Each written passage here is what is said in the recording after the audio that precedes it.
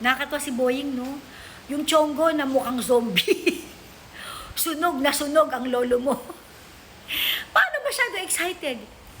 Akala niya siguro, si Joel Villanueva ay parte ng didilis, ng Duterte supporter kulto, ganun.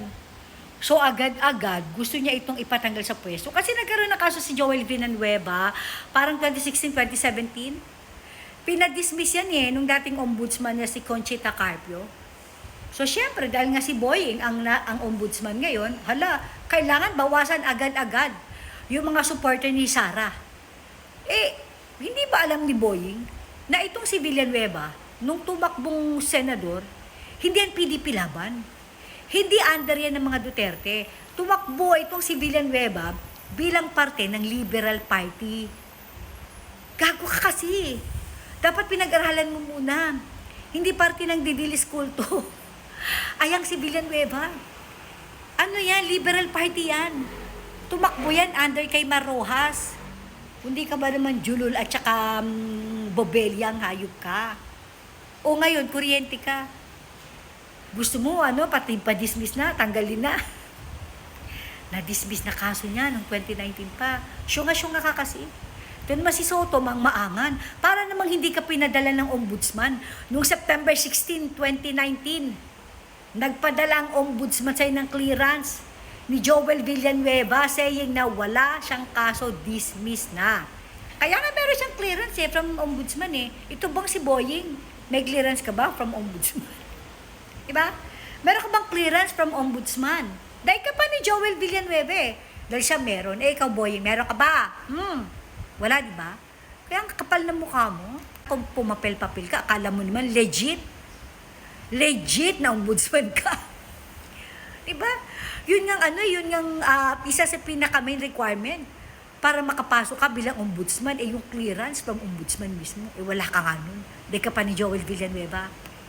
Kung hindi ka ba naman kasi talaga julol na hinayupak ka. Yung formally, sabi mo pag-aaralan mo. Yung impeachment case, VP Sara, bubuklatin mo. Papadala mo nga sa opisina mo, sa lamesa mo papack-check mo Diba? Ganyan kakagigil. Bakit kay Villanueva? Hindi mo muna pinag-aralan. Yung research team mo, palpak. Diba? Kung pinag-aralan mo muna yung kaso ni Villanueva, di ka sana napahiya ng ganyan. Diba? Hindi ka sana napahiya. Kung pinag-aralan mo yan, hindi ka sana nakuryente ng ganyan. Tapos ngayon naarte ka. Dahil napahiya ka, anong sabi mo? Papaimbestigahan mo yung sikreto at misteryosong pagbaliktad ng desisyon ni Martires sa kaso nitong si Villanueva. My God. Pwede ba pag-aralan mong mabuti para malaman mo? Puro kadakdak puro kayabang. Isa lang ang gusto mo di ba? Ma-eliminate, matanggal yung mga sa palagay mong kakampi sa impeachment case si Sara sa 2026. Ilang kebot na lang naman yan. Di ba? Lumabad ka nga ng patas, Boying. Di ba? Yung itsura mong hayop na hayop ang itsura, di ba? Mukha namang matapang ka, mukha ka nga walang hiya Tapos babae lang. Dadayain mo pa. Lumabang kayo ng patas. Lumabang kayo ng patas. Putang ina, ilang kayo yan. Kung gulpihin nyo si VP Sara, akala mo naman lalaki yung kalaban nyo. Mahiya nga kayo, mahiya kayo.